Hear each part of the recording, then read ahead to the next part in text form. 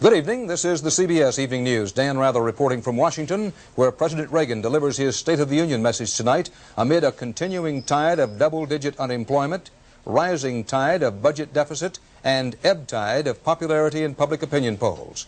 The president's message, a blend of staying the course on Reaganomics and what are called some mid-course corrections. As the president prepared his speech, Democrats prepared a message of their own. Bill Plant reports.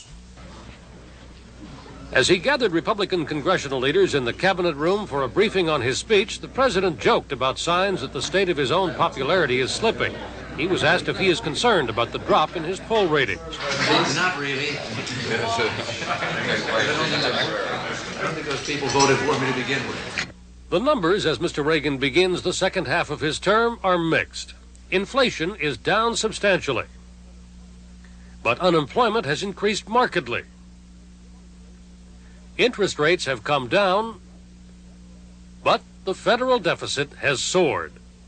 No longer able to command a working majority in the House, Mr. Reagan tonight will appeal for bipartisanship.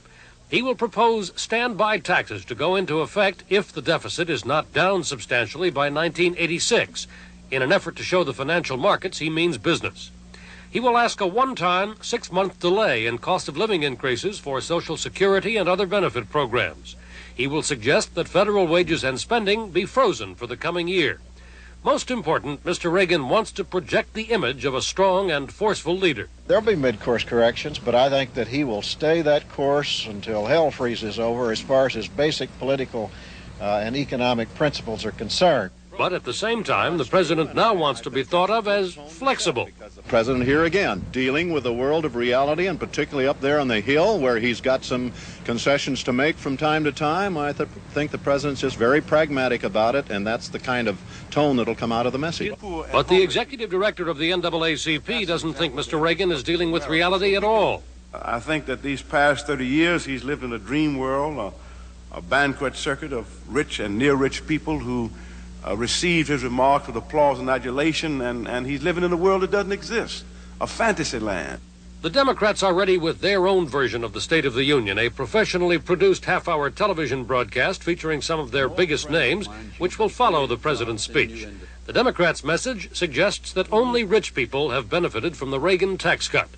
I guess the idea was cut the taxes of the rich and enough will trickle down to the rest of us. Now, I don't know about you, but nothing's been trickling down to me lately. The president will admit tonight that the economy is troubled, but as usual, he will take no responsibility for its problems. Instead, he will insist that America is on the mend and will attempt to sell the public and Congress his program of recovery.